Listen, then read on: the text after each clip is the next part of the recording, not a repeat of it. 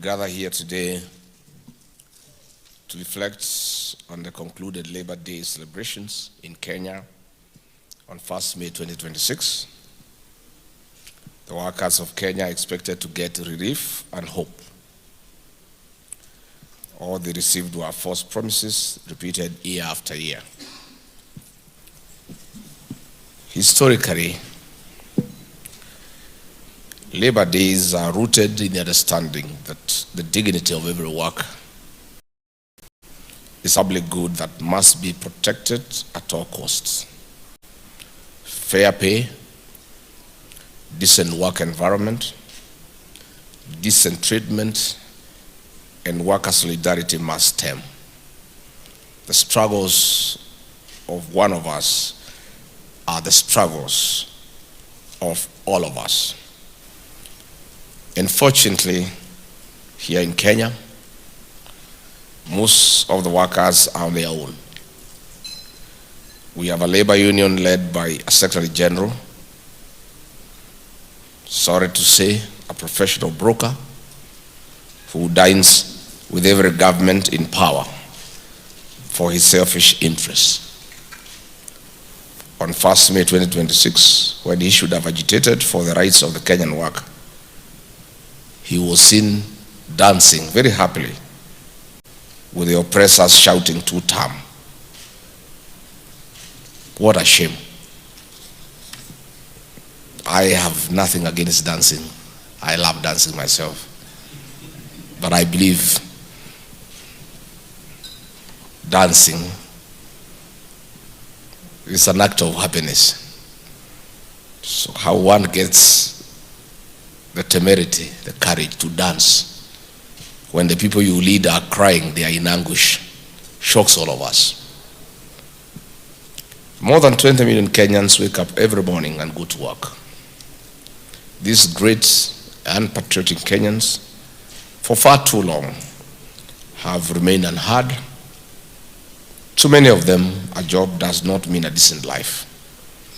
This is not born of any personal failure of their own, but the result of policy choices, a pure creation of a regime that cares not.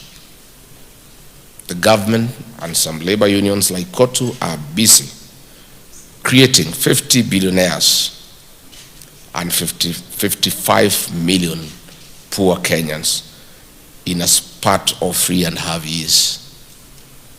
If you remember the late J.M. Kariuki, who was assassinated on the 2nd of March 1975, he talked of a country of 10 millionaires and 10 million beggars. 50 years down the line, we now have 50 billionaires and 55 million poor Kenyans and 1 trillionaire. You know him. Patriotic Kenyans, dear workers of Kenya, it is painfully worrying when about 500,000 teachers cannot access medical care and the functionless SHA forced through their nose. A demotivated teacher is disastrous to the quality of learning in our schools. Who is speaking for the teachers? Where are the unions? Where is NAT? Where is Kupet? They are silent.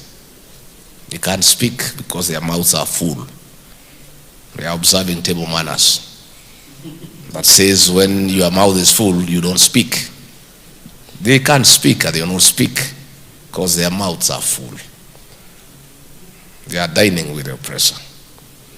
When our police officers are subjected to this unhealthy SHA, we feel more insecure as a country and pity our men and women in uniform. Who is speaking for our men and women in uniform? When Gikomba, Githurai, Karioko, Kongea, Huruma, Lubao, or Lodwar markets go up in flames or die under heavy taxation, or a driver is deactivated from an Uber or a boat platform without recourse, it is their entire households that pay the price.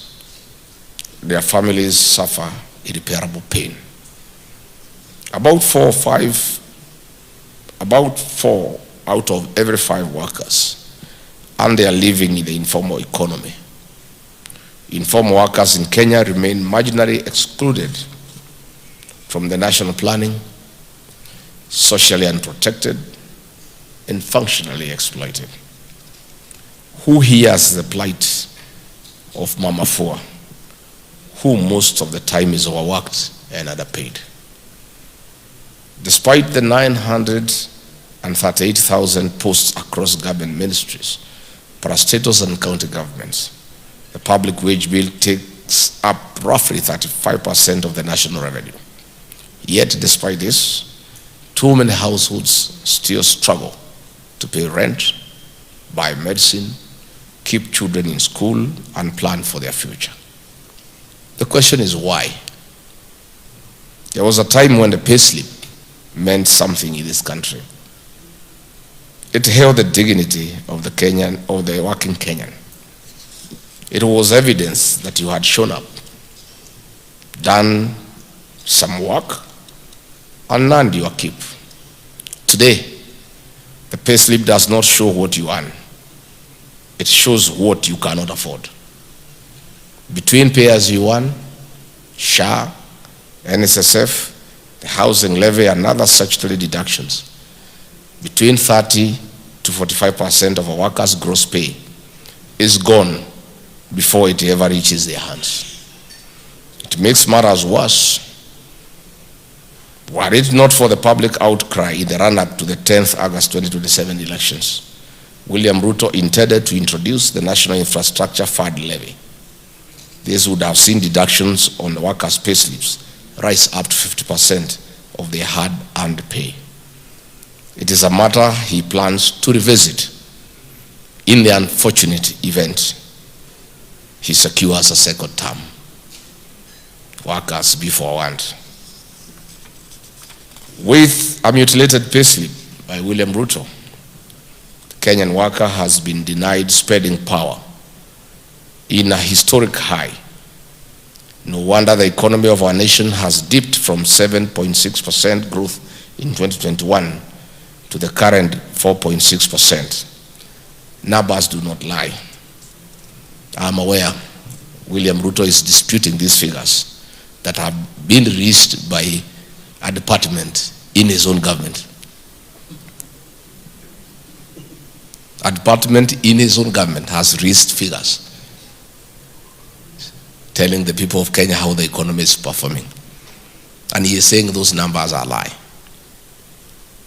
I'm told that the guy in charge of that department will soon face the sack for daring to tell the people of Kenya the truth. Hata mkisima stima tutaendelea tu.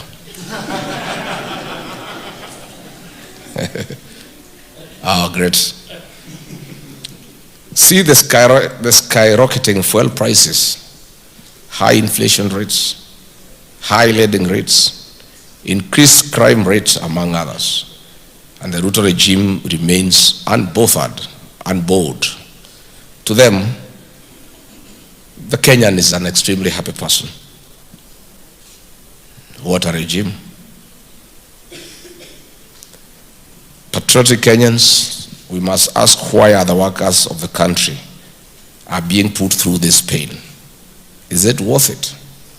You only need to look at the affordable housing levy. Some are calling it the avoidable housing levy.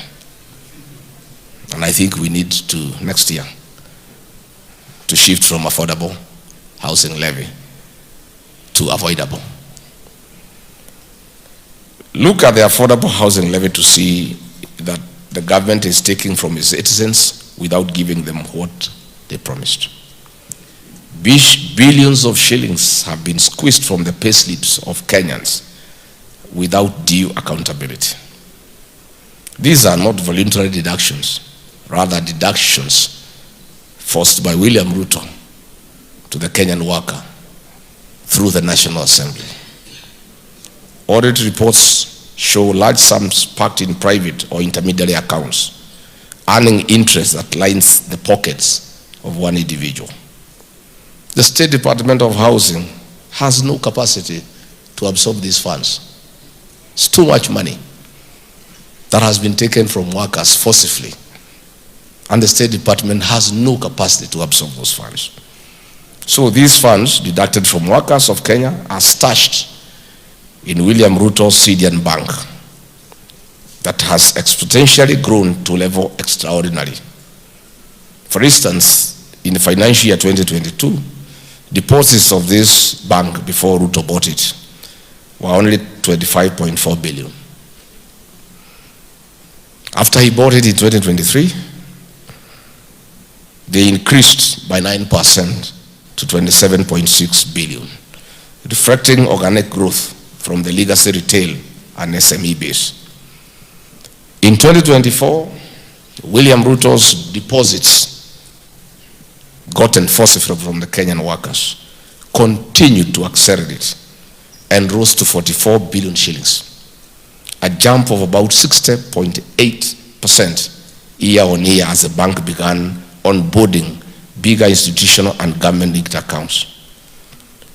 In the 2025 financial year, the deposit base surged again by 6.29 to 63.0% to a whopping 72.3 billion, nearly tripling the ED 2023 level and leaving Syrian with roughly 1.8% of all the industry deposits, a shift largely attributed to a wave of new public sector deposit through conflict of interest and state capture. Even the county government of Nairobi have been forced to take their deposit to Syrian Bank. And by the way, Syrian Bank is on the third tier of the banking industry. The agreed policy of government is that all government funds should be put in tier 1. That is ABSA, Equity, Cooperative Bank, Standard, Cooperative. And most of these are government banks, so you want government money to be put in government banks so that the profit can benefit the Kenyan people. William Ruto has directed that all funds are taken to his bank, Syrian. It's the worst act of conflict of interest and state capture witnessed in the history of independent Kenya. And the victim, the Kenyan worker. And then the man who is supposed to fight for the workers is dancing happily before the oppressor, singing songs of praise, and the choir master or the praise and worship team of the king. Oh, you wonderful man. You've done so well for the Kenyan workers. We are so happy, we don't know what we could do without you. Never mind, you have deducted everything from us, we still love you. You are the best president ever, and you must get another term. We don't want to imagine how Kenya would be without you. The Kenyan workers love you. They may be crying here and there, but the love for you is undoubted. This level of sycophancy and praise worship is what the workers of Kenya must deal with very decisively. The consequences of financial misadventure on the Kenyan worker are immediate and painfully familiar. Families miss rent payments. Children are sent home from school for unpaid fees. Families have no meals on their table, while households delay or forego medical treatment because there is no money. Patriotic Kenyans, the affordable housing levy shows how a government can take from people without giving them what was promised. Since its inception in July 2023, the scheme has drawn significant resources from the public. There are real resources painfully raised from teachers, nurses, drivers, and other workers. For contributors, however, the levy often feels like just another automatic deduction. Money taken from payslips with no clear guarantee of a home, no clear timeline, and little feasible accountability. Similarly, the Minister, infamously known as the Social Health Authority, SHA, was sold to Kenyans as a path to universal health care. By August 2025, hospitals across this country had submitted claims totaling 98 billion Kenyan shillings. When you add the 33 billion uncleared arrears inherited from NHIF, the total debt is astronomical. And these failures are not restricted to our healthcare, but they have been infected our education and higher education systems as well. Public universities are carrying debts estimated between 67.8 billion to 72.4 billion Kenya shillings as of mid-2025. The new and failed higher educational funding model has disrupted access for more than 100,000 university students and left institutions with cash flow gaps. Students in our universities face uncertain times. Voices from our students and lecturers show that majority of students are going without a meal. The consequence is a cyclical industry action, strikes that interrupted learning, and a future workforce whose trading and prospects are uncertain. A future workforce whose formation is being disrupted year after year by the same failures. We cannot discuss workers without addressing the informal sector. About 4 out of 5 workers earn their living in the informal economy. Informal work absorbs nearly all new jobs created annually, accounting for about 86% of new opportunities. It is the backbone of our everyday life. Take border riders, for instance. 2 million of them keep our cities moving and supporting shops, markets and deliveries, generating roughly 660 billion Kenya shillings a year, about 4.4% of the GDP. Yet their work remains risky. It is just the first quarter of 2025. There were 431 reported deaths and 5,856 serious injuries from motorcycle crashes, roughly 5 lives lost every day, imposing about Kenya shillings 50 billion a year in medical and family costs. Likewise, Uber, Bolt, Wasili, Faras, Taxify, little cab drivers face their own challenges. Platforms take 20 to 25% in commissions.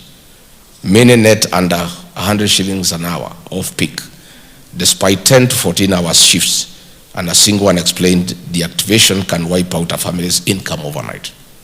We have a world of a system that extracts the maximum amount of labor from a person while giving them the minimum power to protect themselves. This unfair pay is a modern day slavery. This is a system that causes children to miss school, workers failing to afford treatment, and families failing into debt. There must be justice for up workers. For instance, Uber alone has reported over 130,000 drivers in Nairobi and more than 1 billion riders annually, underscoring the density and economic importance of the platform ecosystem within a single metropolitan area. Our private sector is under pressure too. Small and medium enterprise remains fragile. For instance, the private security industry, which employs more than 1.3 million guards through the 789 licensed security firms, face structural risks from proposals to substitute their services with national youth service personnel, a change that could displace thousands of workers and destabilize the entire sector without a clear transition plan. Patriotic Kenyans and workers, and there is labor migration, the job Maju phenomenon. The government tells us that between 300 and 500 Kenyans leave Kenya each week seeking work abroad. That is 15,600, 26,000 annually. Of course, you all know is a lie.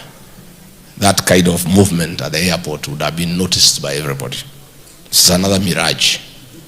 This is driven by a youth unemployment rate of 35% and a domestic economy that cannot absorb nearly 1 million new entrants each year. But what jobs do they go to do in these countries? The Kenyan workers in the Middle East are going through modern day slavery. They are distressed, they are abused, they are persecuted, they are dehumanized. Kenyans are being conscripted into Russian and Ukraine military without their consent. To date, we have thousands of Kenyans unaccounted for, others in dangerous war zone and indecent work, as the Ruto regime demands that Kenyans clap their hands for them. Many Kenyans have lost their lives in the Russian war. Many parents are in anguish. They don't know where their children are. And we have a government that doesn't care. If any Kenyan must be taken to work anywhere in the world, let it be decent. Work with equal pay for equal work done. I want to assure the Kenyan worker and every Kenyan that we are in an unstoppable journey to bring back better our nation. We are on a course to restore the dignity of the Kenyan payslip and the Kenyan worker. Our workers must be happy again. Every Kenyan worker and every Kenyan for that matter deserves dignity and honor. Every Kenyan deserves to live a good life. And I must add that the Kenyan worker is in distress, feeling helpless, not knowing what to do, abandoned by the union leaders, oppressed by a government elected into office. And we have a lot of problems in families. Depression has set in. Suicide is on the rise. Families are breaking up because of distress of the Kenyan worker after their payslips have been raided by William Ruto. I want to give the Kenyan worker a message of hope this morning. All is not lost. In another 15 months, you'll have an opportunity to have a referendum question in the general election. The Kenyan worker must go to the polling station with a referendum question. Do I, a Kenyan worker, want to restore the dignity of my payslip or not? The payslip holders about 3.5 million. From my own assessment, every payslip holder has a minimum influence of 2 other people. 2. So the worker plus the 2 is 10.5 million Kenyans. If these 10.5 million Kenyans turn up at 5 a.m. on 10th of August 2027, without many other questions, just having one question and make the election a referendum for the Kenyan worker, and go to the ballot and ask, do I want to restore the dignity of my payslip, or do I want the oppressor to continue raiding my payslip and subjecting me to poverty and humiliation? The election will be over. 10.5 million Kenyans who turns up with a personal agenda, not ethnicity, not ideology, nothing, personal. This man has raided my payslip. I need to get rid of him and get somebody else who can restore the dignity of my payslip. I want to tell the Kenyan workers this morning that the fate of your payslip rests squarely in your hands. You will have an opportunity next year to participate in reclaiming the dignity of your payslip. I want to ask all Kenyan workers, all payslip holders, to ensure they have registered as a voter and they have influenced and persuaded 2 others to do the same. The 10.5 million payslip holders and their friends and relatives will join the rest of Kenyans, not just restoring the dignity of the payslip, but also restoring the Kenyan nation, creating good governance where there is accountability and transparency. So the ball is in the court of the Kenyan worker. You cannot continue crying as if you are helpless. You are not.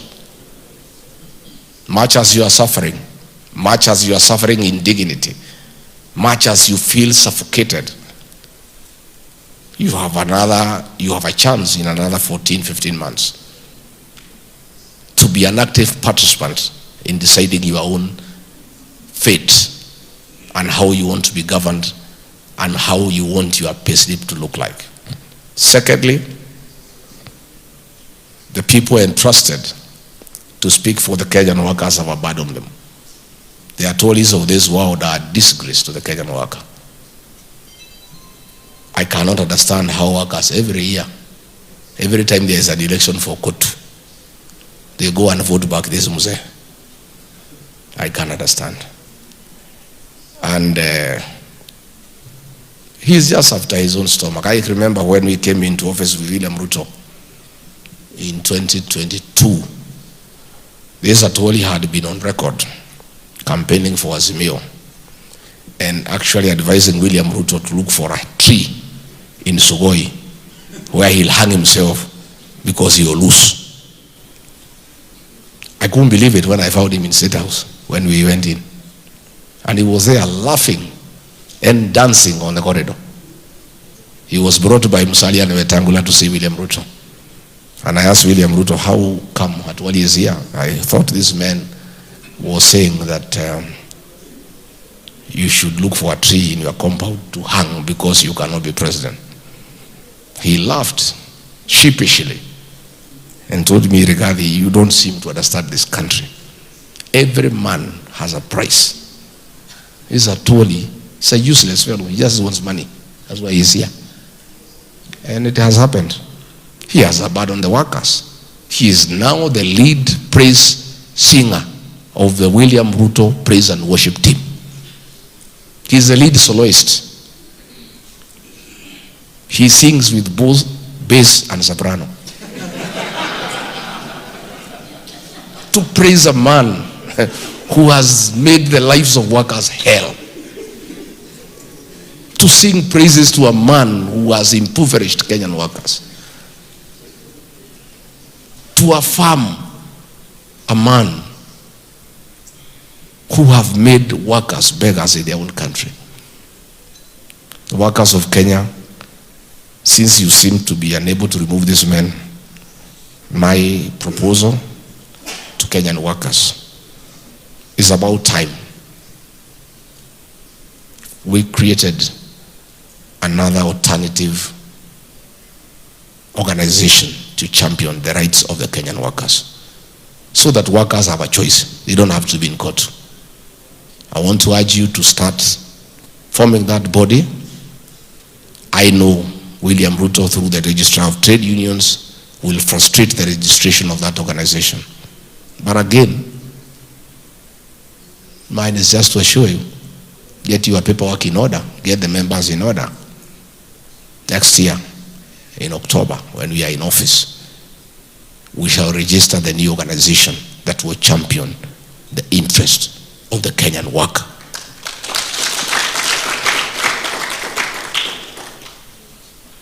So today I don't want to talk anything outside the workers. Mine is just to feel bad of the shame our country continue being subjected to internationally. You know the embarrassment we have faced as a country because of rebel leaders in Sudan being accommodated here in Kenya and being given diplomatic passports, where Kenya, in exchange of gold, is giving arms to RSF in Sudan that are used to kill women and children in Darfur. Internationally, we are very embarrassed. But the embarrassment of the Kenyan nation yesterday in Tanzania is very painful. William Ruto has launched fake projects here in Kenya. He keeps announcing projects that do not exist. The man has become so bold that he is now announcing non-existent projects in a neighboring country.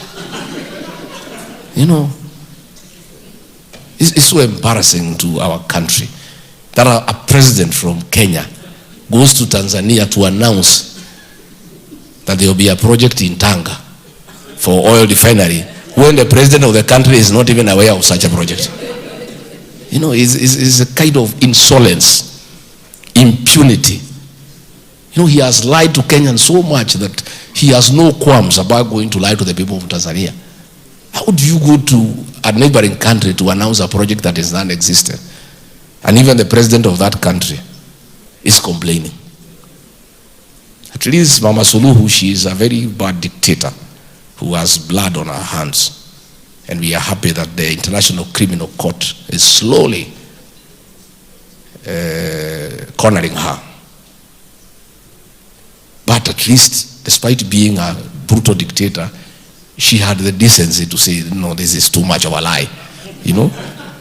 She's a terrible dictator, but at least she has some kind of conscience that it is wrong for a country, for a president from a different country to come and announce a non-existent project. So that's the kind of indignity that we continue to suffer as a country. But the beautiful part of it is that it's only for a time. For 14, 15 months and it's over. And I want to assure you, it will be over. There will be transformation. There will be new leadership in this country. A leadership that cares for the people of Kenya. A leadership that cares for the dignity of the Kenyan worker. A leadership that cannot kill young children. A leadership that cannot say that young people should be shot in the leg. A leadership that respects the sanctity of human life. A leadership that will not allow looting of public resources, because all these resources are for the people of Kenya. So mimi nimeshukuru sana, and I want to tell wafanyikazi wote tutatembea pamoja. Tutatembea pamoja.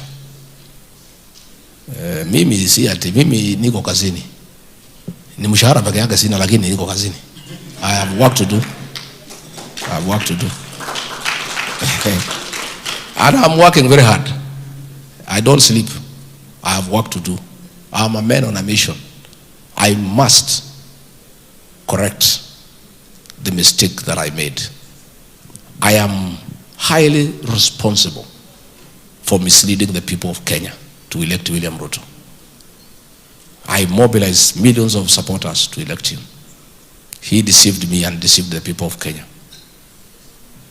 I must therefore play an even bigger role in correcting the situation, because that is what fairness is all about. If you play a very active role in creating a mistake and you realize that that mistake has been created and many people have suffered as a result, you have a responsibility to play an even greater role in correcting that mistake.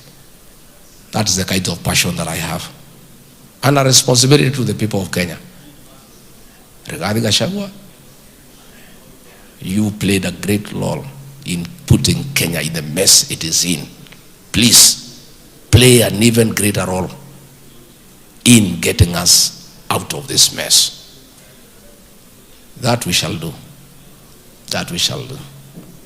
I saw another Ruto sycophant on TV saying that Rigathi Gachagua cannot be anything in this country, or he cannot even be in the school captain of Kenyatta High School.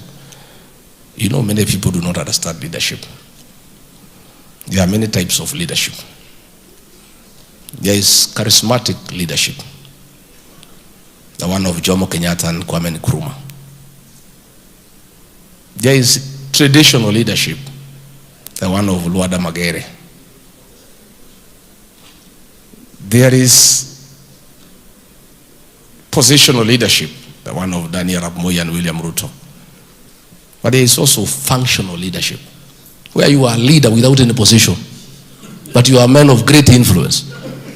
Rigathi Gachagua is a functional leader. He requires no position to guide the people of Kenya in the right direction. I am a functional leader. Whether I have a position or not is immaterial, is totally irrelevant. I'll play my role in restoring this country without any position as a functional leader.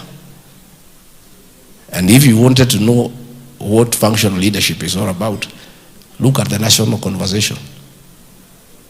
In every meeting in Kenya, regarding Gachagua is subject of conversation. You cannot be nothing. How come everybody is discussing you and you hold no position in this country? It's because it's the strength of functional leadership. That's what we are, and that's how we shall help this country get back to sensible leadership and a functional democracy and a working economy and a strong, jovial, motivated workforce that I promise we shall give to the people of Kenya. Thank you very much. Mwenyezi Mungu ambariki. God bless every Kenyan worker. God bless Kenya. Asante, His Excellency, the Second Deputy President. Sasa ataelekea pale aweze kukata ribbon on the right hand side, where he will be joined by Mr. Fazil Mohammed na vile vile viongozi wengine waweze kukata ile ribbon, so that now we can officially we are ready for the countdown to launch the Kenya Labor Market and Workers Welfare Report. Launch. Atakata tu ribbon on the count of 5, 3, 4, 2, 1, and let's go. Launch. Tutasonga nyuma kidogo ili tuweze kuona that official launch of the Kenya Labor Market and Worker Welfare. Pale wapiga picha, shangwe, vigelegele, tupige makofi. A wonderful job on accountability and supervising and ensuring the welfare. Wonderful, wonderful, wonderful job. Tutangoja kidogo.